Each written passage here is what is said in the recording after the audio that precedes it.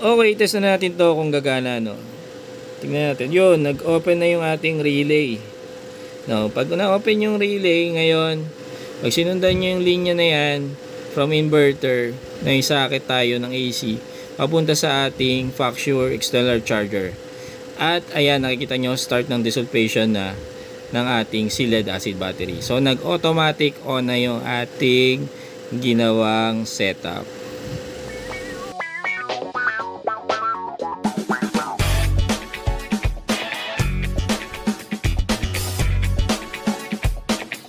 Okay guys, so welcome back to our channel. So meron na naman tayong game plan ngayong araw na to. So kung napanood nyo yung reels and short natin, so alam nyo na kung ano yung next game plan. Yung next game plan is magkakaroon tayo ng automatic on and off ng ating external charger. No? Kapag ka mataas lang, ang condition natin is pagka mataas lang yung ating solar harvest, ay saka lang mag-on yung ating external charger. Ano ba yung external charger at ano yung china-charge niya? Yung external charger natin, ang china-charge niya ay battery din. Mga 12 volts battery natin. Either itong lead acid battery or itong lithium ion phosphate battery. No? So ito yung dalawang klase natin ng external charger. Meron akong Facture, no? And meron din yung ating heavy duty na power supply charger din, no? Itong Quaico tsaka Nice Power. Dalawa yung klaseng ganyan natin na power supply charger. So ngayon, yun nga ang challenge kasi paano natin gagawin na mag-automatic on and off siya. So ito pa lang ating charger. So na-prepare na natin yung outlet kung saan siya isasaksak, no? Dito. No? Ayan siya. So ito kasi ito 20 volts na input. So, dun siya isasaksak, then charge yung ating battery. Ngayon, ang pinaka-challenge nga is paano niya madedetect na mataas ang harvest. No? Tsaka lang siya mag-on. So, automatic guys. So, pagka kailangan natin ng auto on and off, no? So, kagaya ng mga ginawa natin doon sa ating ibang setup, lagi tayo may relay. Kasi yan yung yung ating way para switch on and off siya. Then kailangan natin ng sensor, no? Sensor na magde-detect kung kailangan niyang i-on yung relay. So meron tayo nung voltage sensor natin, itong LVD, no? So voltage siyang dinedetect niya pagka may certain rate siya, mag-on and off yung ating system. So yung ating temperature sensor naman para sa temperature, no? Mag-on yung ating fan kapag ka pumalo dun sa range na sinetap natin. Okay guys, so yun na nga yung challenge. So anong sensor yung gagamitin natin para ma-trace niya na mataas yung ating harvest, no? Ibig sabihin, tirik yung araw that time. So anong sensor? So ngayon, kasi ang ginagamit lang nating sensor dito sa setup natin is dalawa pa lang sensor. So ang sensor natin is yung sa voltage natin, itong LVD sensor yan, kasi pag na-sense niya na mababa yung voltage, magdi-disconnect siya, no? Pag tumaas yung voltage sa certain range, i-connect niya yung system. Then yung pangalawang sensor na ginamit natin is yung temperature sensor, which is mag-auto on and off yung ating external fan na kinabit sa inverter kapag pumasok siya dun sa range na sinetap natin dun sa ating temperature sensor. So guys, ayun nga, anong sensor yung gagamitin natin para sa kanya, no? Para mag-automatic on and off to pagka mataas lang yung harvest. Okay, so ayun na nga, no, yung pinagpipilian natin. Dalawang sensor yung papasok sa kanya kasi pwede niyang i-trace yung ating high harvest through low voltage disconnect module, no? Kasi kapag mataas ang voltage niya, meaning mataas na rin yung level ng ating battery, di ba? So pwede 'yon, una. And pangalawa naman is pwede naman tayong gumamit ng temperature sensor din. So yung sensor lead niya, pwede nating ilagay somewhere else na madedetect niya na pagka ganitong temperature siya, mataas ang harvest, no? So, yun. So, first option, second option. Mamimili lang tayo doon sa dalawa. Okay, ano-ano yung mga kailangan natin dito sa ating game plan na auto on and off ng ating external charger para i-charge yung ating external or ating 12 volts battery, no?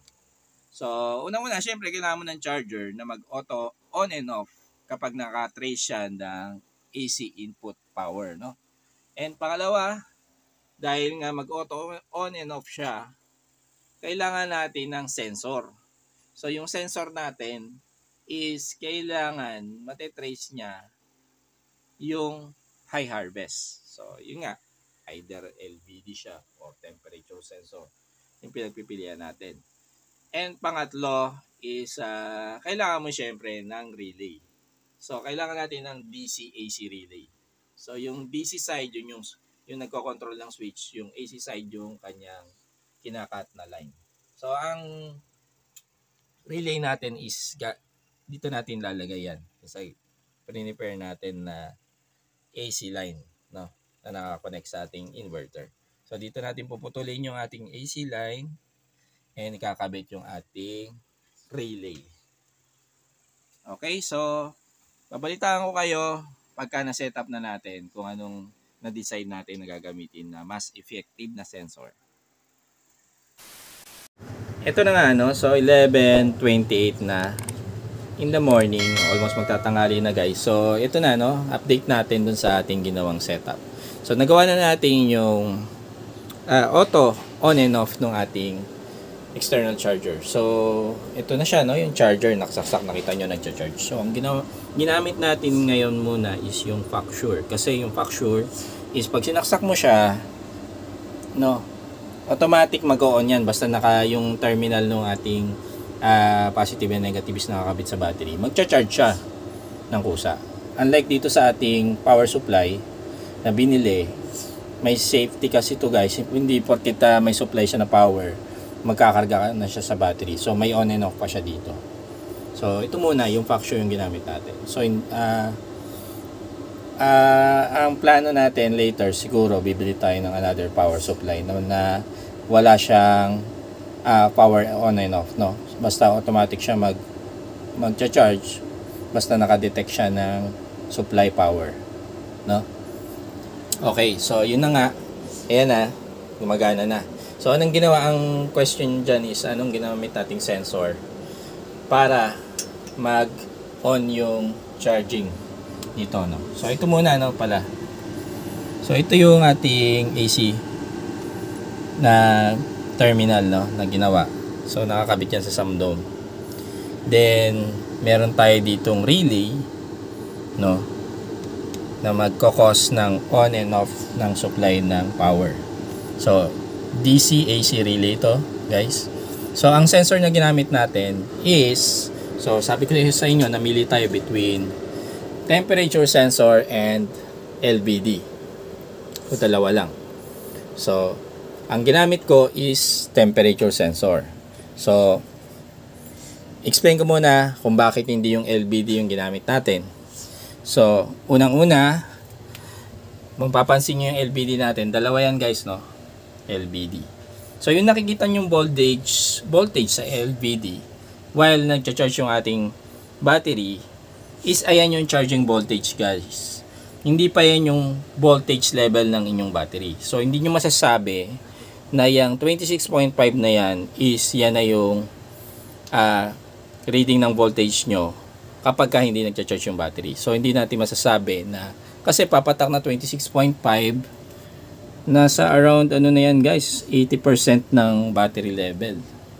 So yon, no. So ito guys, charging ano pala, yung voltage pa lang yan. So hindi ko siya pwedeng gamitin to trigger yung start ng charging ng AC. So ang ginamit natin ngayon is yung ating temperature sensor. So ito yun guys, no, yung kanyang output naka-trigger dun sa ating relay. Okay. So ano pala ang logic nito kung bakit ko ginamit yung ating temperature sensor? So ang logic dyan guys is syempre pagka mainit, So ano ba nagkokos ng init ng panahon? Siyempre ang araw, numero 1, no? So ang naisip ko diyan, kapag ka mainit ang panahon, ibig sabihin maaraw, no? So yun na magti-trigger na mag-on itong ating relay. At saan ko pala nilagay yung sensor niya? So yun pa yung isang matagal kong pinag-isipan, no, kung saan nilalagay yung sensor niya. So ang una ko naisip is yung sensor nung temperature sensor is ilalabas natin. Ilalagay natin dito sa labas. Diyan, ilalagay natin. Bibilad ko lang sa kahit sa bintana lang para matrace niya yung temperature. Kaso medyo masyadong malayo na, no. Hindi naabot yung temperature sensor natin, yung lead niya, no. Hindi aabot sa labas. So ang ginamit natin is ano pa yung nag-isip pa tayo ng ibang paraan. So kung saan ma-trace yung init o yung taas ng charging. So ito yung logic ko, guys, kung bakit kung bakit ko nilagay dito yung aking, so saan ko ba nilagay pala? So nilagay ko yung aking temperature sensor sa likod ng solar charge controller. So ito yun, guys. Ito yung sensor nasa likod ng solar charge controller. So bakit ko nilagay, guys? So ang logic ko lang dyan is let's say nagcha-charge ka lang ng basic lang. Nagcha-charge ka ng kahit cellphone, no, yung normal. So pag nagcha-charge ka ng cellphone is napapansin nyo na while charging, lalo na yung mga fast chargers, mabilis uminit yung charger niya, no? So napansin ko kasi sa ating solar charge controller, pagka mataas din ang harvest, mabilis siya mag-init, no? Ngayon mainit nasa 43 degrees. Mabilis siya mag-init. So doon ko natitrace ngayon kung mataas ang harvest natin, ang input power from solar panel. So pag mataas din yung temperatura ng solar charge controller, no? Kasi yung nare-receive niyang power is kailangan niyang ikarga sa battery. So ang nangyayari doon, umiinit siya kasi kinakargahan niya ng madaming energy yung ating battery. So pagka mahina ang karga ng solar panel, medyo mababa rin yung temperature natin dito. Ayun, so yung trigger point natin ngayon initially para mag-on yung ating external charger is kapag pumalo yung temperature natin sa likod ng ating solar charge controller ng around 42 degrees. So nagtali tayo dito, no? So meron akong simpleng tabulation dito ng mga values. So ito yung T, temperature in Celsius. Ito yung PW, power in watts. Ito yung input power na galing sa solar panel. So napansin ko na ayan nga, guys, ito yung mga value, no. So around 446 watts ang temperature sa ating solar charge controller. Ito 420, 489, 42.5, 504 watts, 42.6, 486 watts, 43.2. So ayan nga, so within that range napansin ko na so around 42 watts or 42 degrees is medyo mataas ang nakukuha kong harvest. So masasabi ko siguro sa setup ko na mataas yung harvest na kapag around 300 to 400 watts yung pumapasok from solar panel. So pwede na siguro kung ang iniisip ko diyan, pagka nasa around 300 watts to 400 watts yung pumapasok from solar panel, pwede na siguro akong gumamit ng external charger, no. So yun, kaya yan, naka-on yan. The next day. Okay, so any moment from now, mag-on na to, no? Mag-on na to ng 9:25. Ang timer muna natin sa dito yung mag-on. So ine-expect ko mag-on tong temperature sensor na bagong kinabit natin. no? Let's see. Ayun. So nag-on na yung ating temperature sensor na papunta sa ating SRNE solar charge controller. And hindi kasi sabay yan guys, no? Kasi kailangan, dalawa kasing sensor yung ginagamit natin. So kailangan mauna muna yung ating timer na mag-on doon sa ating sa supply ng ating inverter. So mag-on siya ng 925 yung sinet ko, and then yung trigger point ng timer sa ating AC mag-on naman ng 930. So balik tayo ng around 930. Okay, so hintay-hintay lang tayo, no? So napansin nyo na ito na nga. Ito na yung ating temperature sensor sa SRNE, no, na magti-trigger to kapag yung setup natin nga, iti-trigger niya pag pumalo to ng 42, nakasaksak yung ating external charger, hindi pa nakabukas yung ating inverter, no? So ang inverter natin mag-o-open at exactly 9:30 AM. So 9:29 pa lang doon sa timer natin. Okay. So pero hindi kaagad mag-o-open to guys kasi naka-sensor to, naka-connect to dito sa sensor. Pag pumalo to ng 42, tsaka pa lang mag-on yung ating charging ng ating external charger. So ito yan, no? Naka-plug siya dito. So hindi pa pala nakalagay, no? So lalagay na natin para mag-auto siya. So saksak na muna natin to.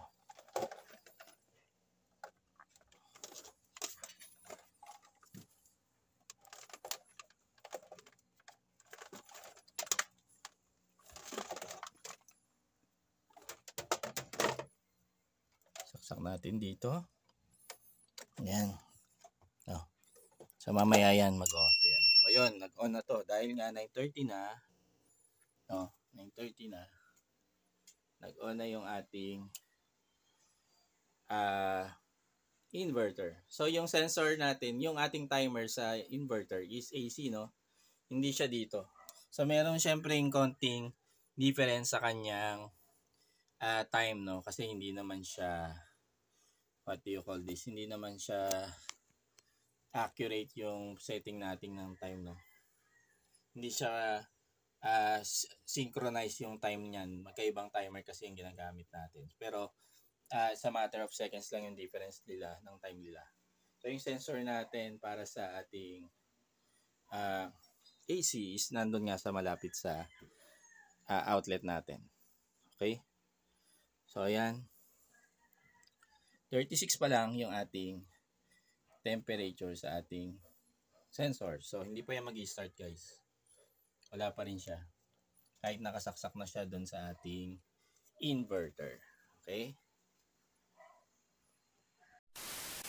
Ito pala, no? So kasabay nung pag-install natin itong ating temperature sensor na may relay, no? Papunta dun sa ating external charger, guys. Kasabay natin i-install yung ating, ito, yung USB port na to.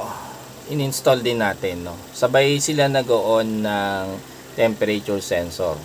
So, kakaibahan lang dito sa USB port na bago nating install, wala siyang on and off switch. So, ibig sabihin, kapag ka nag-on yung ating DC supply nitong ating temperature sensor, sabay siya mag-on.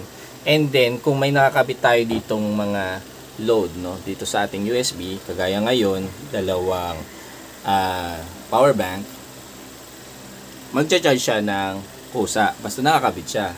No? Kasi wala naman siyang on and off switch. Hindi kagaya nitong dalawa, meron pa siyang on and off. So, pwede nating patayin ito. Yan. Ito rin.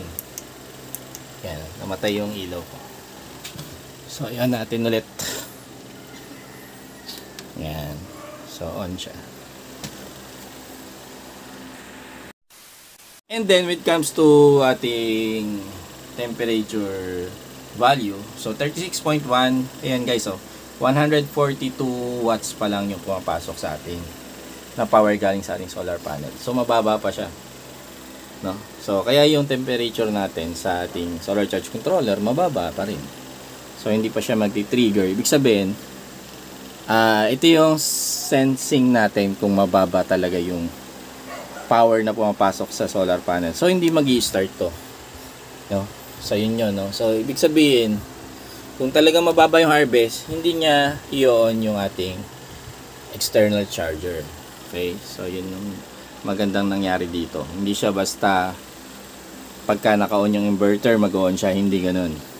Kasi paano kung mababa yung harvest, tapos nag-on siya, no? Uubusin niya lang yung ating battery, yung ating power sa battery, ubusin lang ng ating external charger. So nag-aksaya lang tayo ng power sa kanya.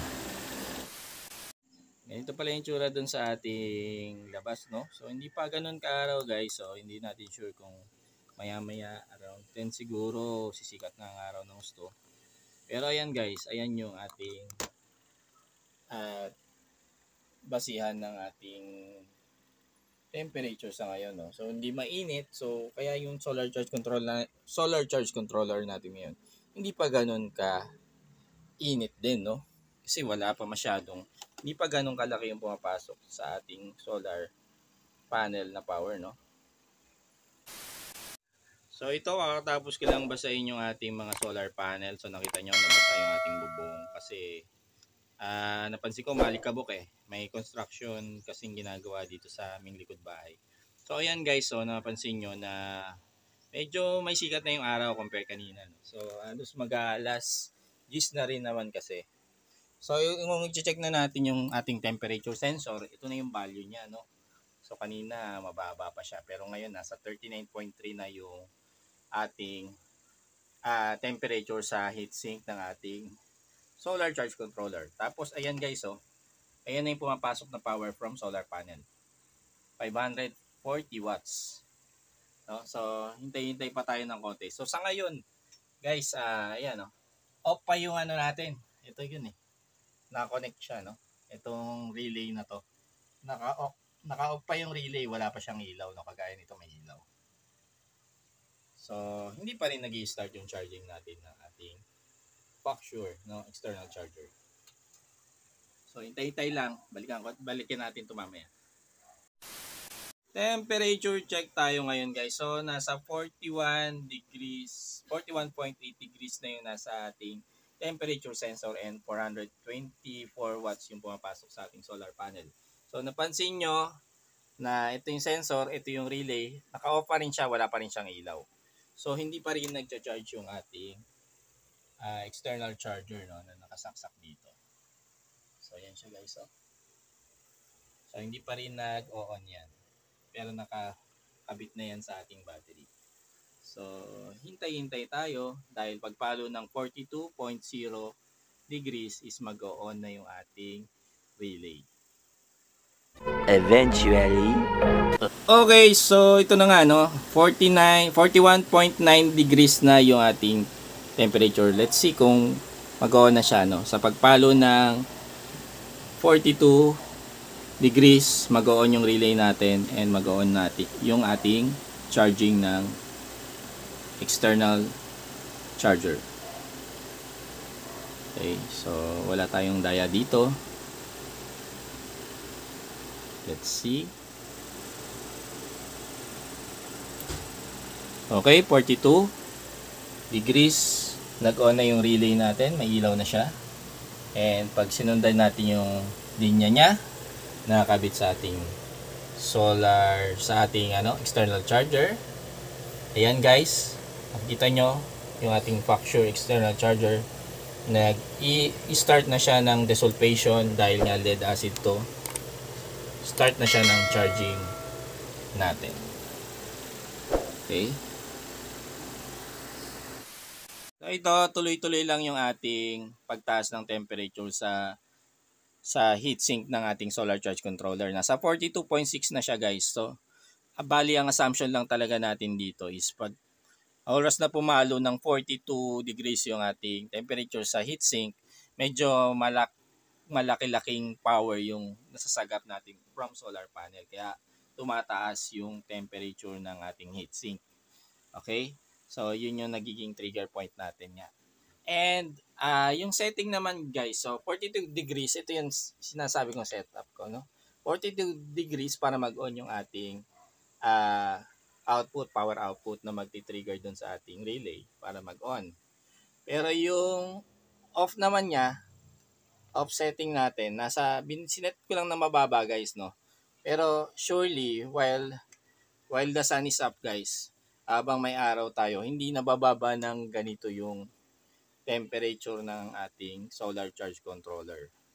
Kaya sinet ko lang siya ng mababa, around 38 degrees, no? Pwedeng mas mababa pa para ma-sure lang na while the inverter is on, habang buhay yung inverter natin, nagcha-charge yung ating external charger. Ngayon, mag-i-stick muna tayo dun sa setting natin na yung trigger point ng ating temperature sensor is 42 degrees. So, pag-aaralan pa natin kung kailangan pa nating adjust. Pero yun na. Ito na yung setup, nagawa na natin siya. So, para mag-trigger yung ating relay dito and mag-on yung ating external battery charger. Okay? So, dahil nga nagawa na natin yan, i-share ko sa inyo ngayon yung ating wiring diagram na ginamit. So, ito yung ating wiring diagram para sa ating setup. So, ayan. From our solar battery. So, dyan kumukuha ng power yung ating inverter. Ito yung inverter. Ito yung ating temperature sensor. Ito yung ating solar charge controller. Ito yung relay. At ito yung ating load which nga yung external battery charger. So, kung gusto nyo kopyahin, i-screenshot nyo na lang tong video na to guys, no? Pero yun, brief explanation. Siyempre, dito kukuha ng power ang ating inverter at ang ating temperature sensor sa ating solar battery, no? Yung sensor lead ng ating temperature sensor is nasa likod ng ating solar charge controller. Then, yung output power or output terminal ng ating temperature sensor, papunta naman siya sa relay, no? Ito yung DC input ng relay, and yung other side ng relay, other terminal is sa AC side na iko-connecta, no, bago pumunta sa ating load, yung ating external battery charger. So ayun guys, hopefully nakatulong.